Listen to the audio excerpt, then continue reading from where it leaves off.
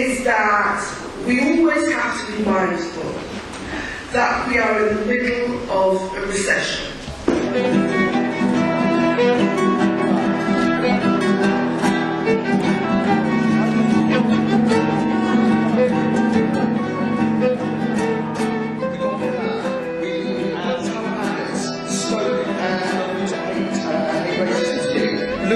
And barking. We built on them things. It built morale, and that's how we did it. And the thing is, what we had arguments, and I think someone else will probably talk about that. What we made the campaign at Waltham Forest was really a one-trick pony. And that is, we're going to defeat the Nazis, and we have to work together to do that. There was lots of people with different political affiliations. It's really important to remember, when you're going in the hall and having a meeting, that's the way to go forward. Now today, the racists of the EDL have taken to the streets of my own home city of Manchester and got a very warm Mancunian welcome, I'm glad to say. And outnumbered by determined anti-racists. That is exactly how we respond to the menace of the far right. And I'm proud, like many of you I can see in this room actually, to have taken part in the struggle against the EDL in Walthamstow. Now, they were humiliated in Walthamstow last September. It was a decisive moment in the struggle against the EDL, and we must build on victories like that, when the community of Walthamstow turned out and told us to get out.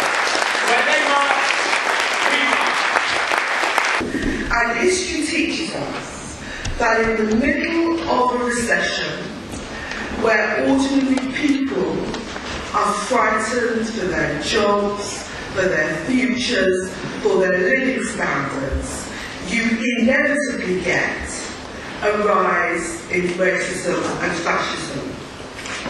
And I was surprised to hear some members of my own party talk as if the fact that you can find working class people complaining about immigrants is some kind of revelation. As if it's something that you couldn't, one has never come across before.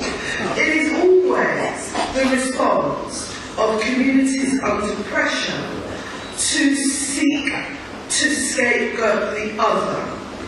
Whether the other is Jewish, whether the other is Irish, or whether the other is Muslim. This is not some brand new phenomenon. It is part of what happens in very difficult economic times. Now, I've got a bit of a cold, which I caught canvassing in Eastleigh. I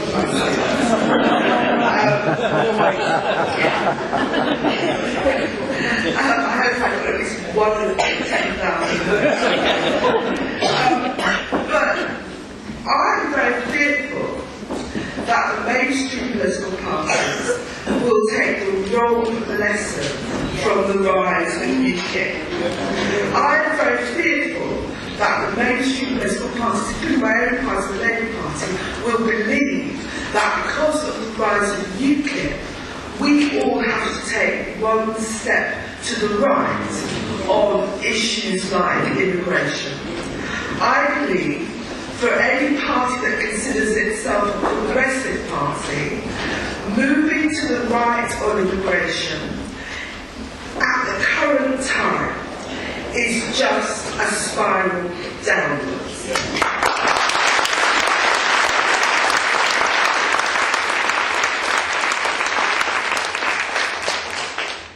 Colleagues in my own party, colleagues I respect, will tell me of all these frightened white working class voters that they meet on the doorstep in West Yorkshire or wherever else.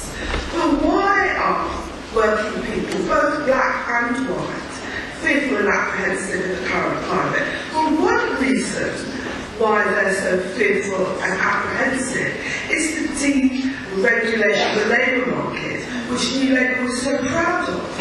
It is deregulated labour markets and rampant and exploitative employers which drive down wages, not immigrants.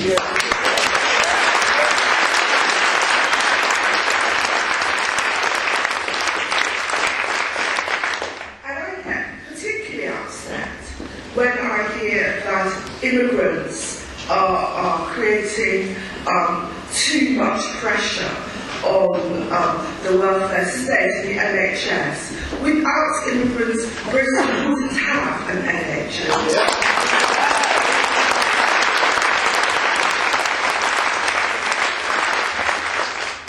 My mother was that generation of West Indian woman that came here to build this country's health service after the war, and I consider it disrespectful to that generation and their successors in our health service, in our public sector, to only talk about immigrants as if they are a drain, and never to talk about their contribution to keeping our public services going.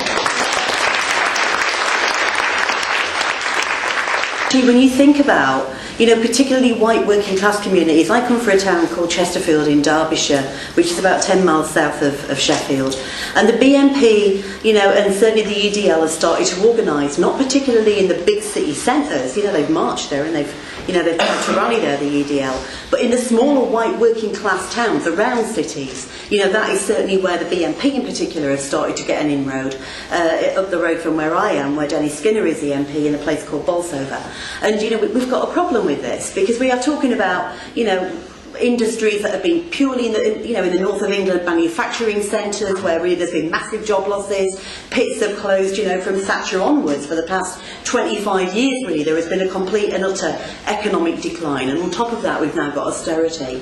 And I think it's very, very important that we start to really talk very openly about the fact that when it comes to cutting benefits, it's not migrants or immigrants that are the problem. They're not cutting benefits. When it comes to closing and attacking the NHS and privatising public services, it's not immigrants and asylum seekers and migrant workers that are doing this. We've actually got to take those arguments on, I think, because I think that taps into the things that people actually agree with us about, want to fight over, are concerned about, but it also turns it around, as well as talking about the fact that these people are Nazis and actually calling them what they are. But the other thing I wanted to take up, and I think it was the point that you made, Glyn, because I think you spoke very well about why it's so important in terms of the European Parliament, but I do disagree about left groups standing in elections. And I think one of the greatest setbacks we've had, in all honesty, is when Gordon Brown talked about British jobs for British workers. I think this is something that we have to completely debunk.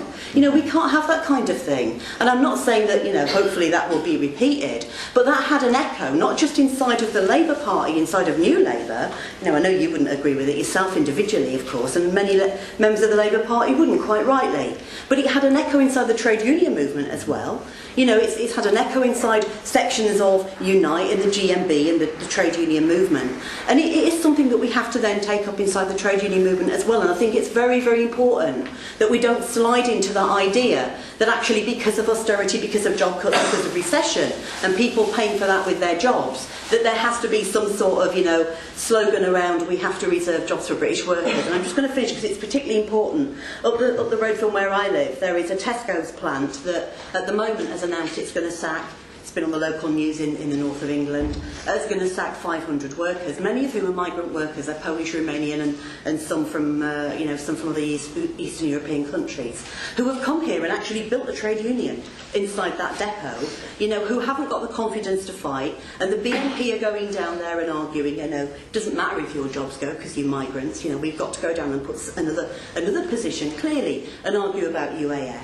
But I think it's very, very important that we don't get sucked into those kinds of debates again, and that actually there is unity around the question of immigration, around the question of stopping racism, and that those kinds of things aren't allowed to permeate really inside the trade union and labour movement. I think it's very, very important.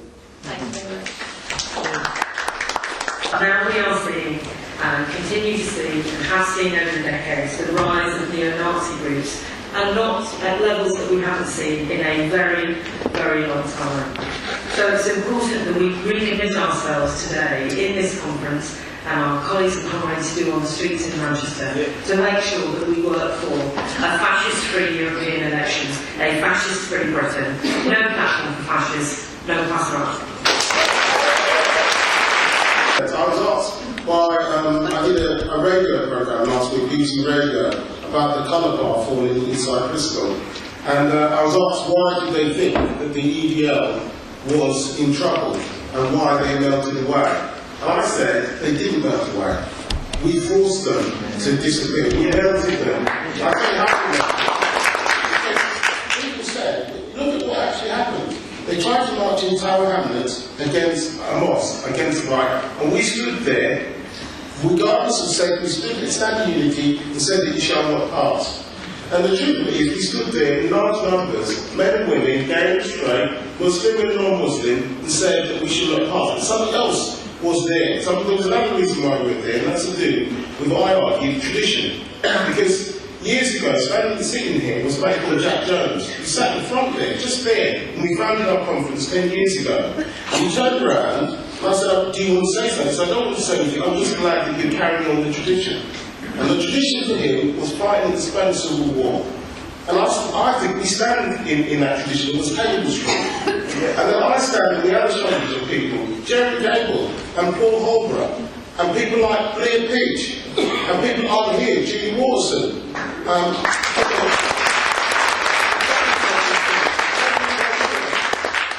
These people that actually contributed, and what we mean by that, because I was asked, why is there a Unite Against Fascism and there's no reaction? It's because there's a tradition of saying that they shall not pass, and the people that shape that and change that are the people in this room. When I look around this room, I see Luton, I see Walthamstow, I see all the places in which the fascists have tried to march, and while we've exposed them. I remember when there were Newsnight, Tommy Robinson was introducing Newsnight as the representation of working class people. Well, it's not. The representation of working class people are the trade unions inside this country, and they represent people in terms of taking people forward. The Holocaust survivors and the people that this year organised, there's people like Colette, who stood up against the pen last week, 2 weeks ago inside Cambridge.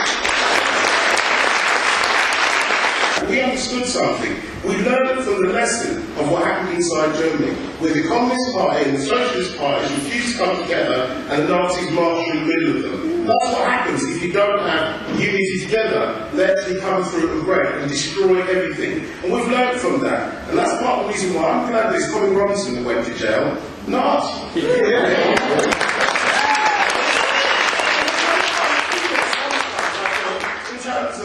The way we're treated, because at first we were told that they had a right to organise. But I think everywhere they organised, there was an increase of attacks on Muslims in that city. And I want to thank the people of Cambridge last week for the demonstration that they turned up. The Muslim Council of Britain came out in Featherston, because the first demonstration was hated. In that way, I want to say that there's some things that we have to do. We've put out a statement saying why we want to keep Europe fascist-free. Petros is here from places like Greece where they face Golden Dawn. And if you look at those organisations, I'd say we've got 4 types of organisations across Europe that we have to face. We have open Nazi organisations like Golden Dawn and organisations like Jobbik. We have street movements like the EDL taking place. We've also got Euro-fascists like the Front National, and we've got people like Theo Berners, Rachel Poppers. But what all of these people share in common? They all work together across Europe to help each other whenever they can. I tell you, if it's good enough for them, no, it's got to be good enough for us. What happens inside Athens happens to us. When three Muslim men are murdered in Athens in 1 month, then we have to say that could never happen anywhere. When we say never again, it means never again across the whole of Europe. I want to thank everybody here, because a movement's not built just by speakers or by speakers. It's built by what the people do on the ground every day and every week in their unions, in their communities, in their mosques, in their churches, in their synagogues. It's when we come together in that force that we turn around and say that we won't accept it. And the way we say it actually is, we're not asking for tolerance, we're demanding unity. We demand unity, and we demand unity because we've earned it. My mother came here as a nurse. Right? I've never seen anybody turn around to a nurse and say, I don't need your job anymore. Right? We need more nurses, we need more doctors, we need more people that help us in terms of being able to do that. And the reason why there's a tradition of anti-fascism in Britain is I think partly was important as well. I learned anti-fascism from Holocaust survivors who taught me in school. They said, when you see the National Front and you're gay, chase them away. Don't give them any kind of platform. They said, don't listen to those views and come together. That's where I learned it from, and it's a tradition I think well worth keeping. I want to thank all the speakers, and I think we have to read up our efforts in the work that we've done. And thank you very much for coming to us last up there. It's been a very positive, upbeat agenda, looking at the new challenges. And obviously, a critical turning point for us all will be to defeat the two sitting fascist MEPs, which will mark the end of the latest wave of British fascism, and therefore is a task to which we must all devote ourselves and make sure we're successful. But the core conditions which led to the rise of the BNP, racism and Islamophobia, are still there. And that in the build-up, as was discussed, I think, in a number of avenues this morning, in the build-up to those elections, both next year and the year after, we will see the race card being increasingly played. So we need to make sure that we've got a campaign which can respond to those challenges and make sure it reaches out to those core allies, but also the millions of people that we need to vote. In our region, it's 3.5 million voters. I think the message that we need to get across to the allies that we need to be engaging with is that it's easier to stop fascism taking root and get rid of it. I think we need to be talking about the experience of France and reminding people that in France at one point the Front National was struggling, that it was on the back of concessions to their agenda, playing the race card by Sarkozy and so on. They were brought back into French political life as a legitimate force, and they again, like fascists do everywhere, try to find the weakest point and keep trying to push the agenda when the appeasement cuts in. And I think again we need to say in Britain, by contrast, is that we're in a position to get rid of the last remaining fascists, and we need to be comparing and learning from those two experiences. What I think is obvious to everybody is that these two characters, now talking about Griffin particularly because he's head of the BNP, they lost all their council seats, but having a European seat, the European Parliament, gives them a massive platform, more than I think people realise, because you don't hear a lot about what's going on in the European Parliament. But not only do they have massive funding once they're there, which they can use to propagate their propaganda, but they sit on committees where they discuss things like migration, where they discuss things that they have no right to discuss, and putting forward their own views, and they have links. They have their own European parliamentary group where they can talk and liaise all the time with their opposite numbers in fascist parties in other European countries. So it is, absolutely vital that we stop Griffin and Bronze from getting re-elected for another 5 years. Now, as has been said a lot at this conference, a lot of what they do is scapegoating, and that's often how they win their votes, and passivity and people not voting. That's why the two things actually go together. That can people see there's another way, if there's an alternative and people are fighting for it, and it's not just PCS, there's other unions doing that as well, and there's other big campaigns. If we can unite, then we can unite against the fascists, and we can undermine all the poison that they put out and the lies they put out, that there is no alternative. They have to put up with the cuts, and if we're going to blame migrants and black communities and so on, we can dispel those myths, and we can stop them, and we can stop Bronze and Griffin getting elected. So I think it's very important, particularly in these very hard times, hard for working people with all their colour, that we stand up in defence of multiculturalism and give no ground to fascism and racism and Islamophobia. Thank you very much. What's the only bit of British industry that hasn't been effectively wiped out is our armaments industry. The only bit that Thatcher cared about. They got subsidies, they got support, and it's still up there, number 2 or number 3 in terms of where it stands. If we have problems with unemployment and problems with the housing crisis, it's because our governments failed to govern in the interest of the vast majority of the people of this country, and we need to ensure now that in the struggles that have come, we are prioritising that. We don't need to be slashing our welfare budget when we've got £120 billion each year in terms of tax avoidance by great corporations.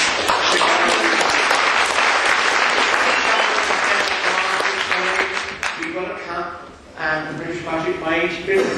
If we just got all the taxing, we wouldn't need, we could expand and grow in that way. And in the 2 years between now and the start of the next general election, the left of the trade union movement have got to win the economic argument. Because as Stein really pointed out, it's economics at the core of racism. It's when an economy fails to provide for all its citizens that the BNP and other racist groups are able to exploit fears and envy and mobilise for that. The way we tackle racism is to actually create a society with everyone can achieve their potential, losing work and have a decent home to live in. Thank you very much.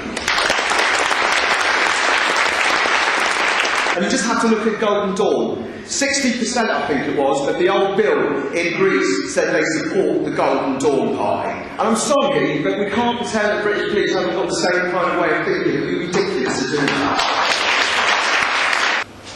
So what I really want to say is that it's worth doing the boring dull things, because if you do those, when the moment comes and you have to test yourself, you can prove to be effective.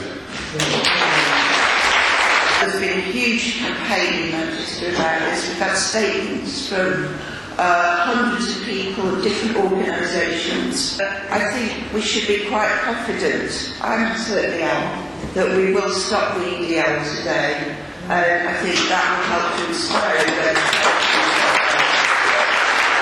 I think the fight has just begun. You know, we've had I think we've had the light fights at the present moment. I think the bigger fights are going to come, and we need to make sure that we have the community on board. The Sikh community, the Muslim community, the Hindu community, the Jewish community. These are communities that are most important that we have to make sure we get into. And this is going to have to be part of our campaign. Otherwise, we can actually lose the campaign. So the message is, let's get together, make sure we go out there, we enhance the communities and make sure they are part of the organisation when we do become confidential against any fascist organisation. Thank you.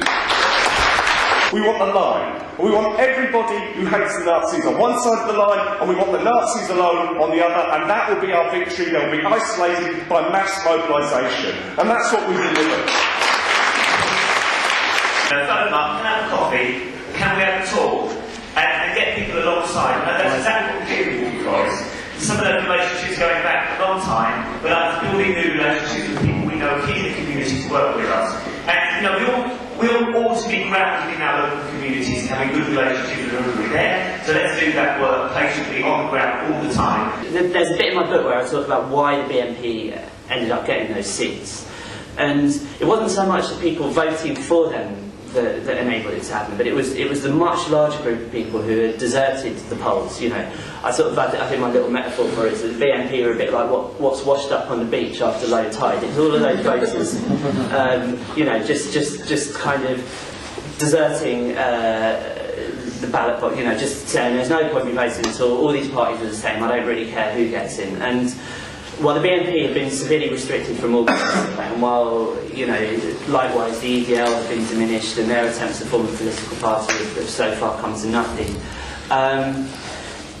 you know, if 2009 was the kind of negative rejectable politics election, I think 2014 is going to be even more of that. As, you know, people have got even more reason now to feel like, oh, well, you know, Labour, Lib Dems, Conservatives, they're all in it together, they all support austerity and the cuts, you know, things are getting worse, why should we be voting for this distant EU that just seems to be trying to regulate everything, and, you know, what good is it doing for us and the rest of it? You look at their leaflets and what they're offering voters is almost identical to what the BNP, on the face of it, were offering voters. Now, the BNP had a whole load of like, underlying ideas that they were hiding from people.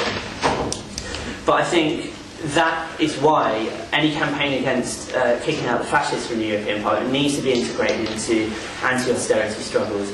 It needs to be kind of repeatedly, you know, the point repeatedly made that the reason we fight them is because these are people that are trying to divide us, and there's a bigger fight on our hands, and that we need to be getting everybody together and building solidarity between people in order to fight the cuts and fight austerity and sort of introduce an alternative.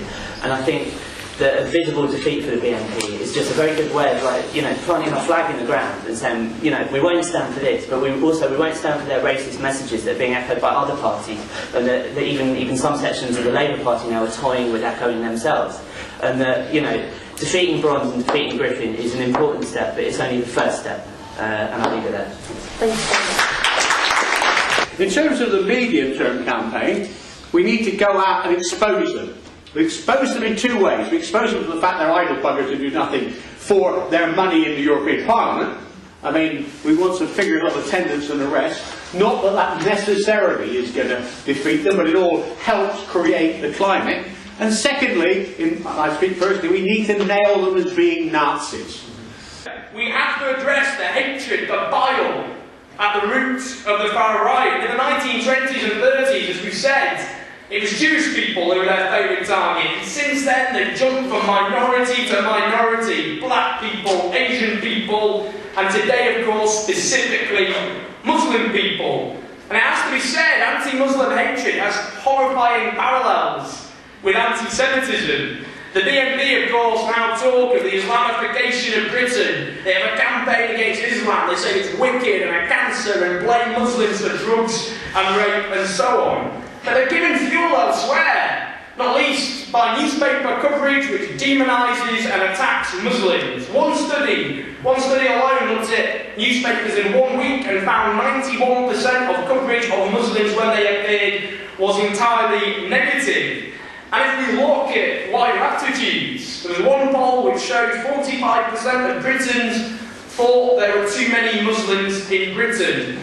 When you have figures like that, alarm bells must ring in the minds of the anti-fascist movement. And right across Europe, it's the same in the Netherlands, where you have an anti-Muslim party, the third largest party, which demands the expulsion of 850,000 Muslims. In Switzerland, where they had a referendum to ban minarets, which were described as a symbol of Islamic power, one politician of the main party said this: maybe we need another Crystal Act, this time for mosques. The parallels with anti-Semitism could not be more stark. In France, a record number voted for the anti-Muslim National Front last year, and the same with parties in Denmark, in Belgium, and so on. It is a pandemic of anti-Muslim hatred, and it must be taken on. But also, of course, we've got to address those underlying economic insecurities which are ruthlessly exploited by the far right. And they did that even before Lehman Brothers came crashing down. Because of free market, untrammelled free market economics, scarcity of housing and secure jobs has been exploited by racists here and elsewhere. In Dagenham, for example, where the BNP would say this: there isn't enough council housing to go around, so why is it being given to people over there? Now, after the credit rating was stripped this week, unsurprisingly, the next day, on the front of the Daily Express, Cameron appeared demanding that benefits would be stripped from migrants. And there you see again an attempt to redirect people's entirely justifiable anger away from the people who caused this crisis to people's neighbours down the street. And it is exactly that which fuels the far right. This United Against Fascism conference calls on all people of goodwill to join us in pledging to campaign, inform, argue and organise a fascism-free future both here and the whole of Europe, ensuring no fascists are elected to the European Parliament from Britain in 2014, keeping our streets and communities fascism-free, keeping our campuses and schools fascism-free, for a fascist-free political and public life, for fascist-free workplaces and community life, and finally, to work with others towards a fascist-free Europe. All those in favour? Right.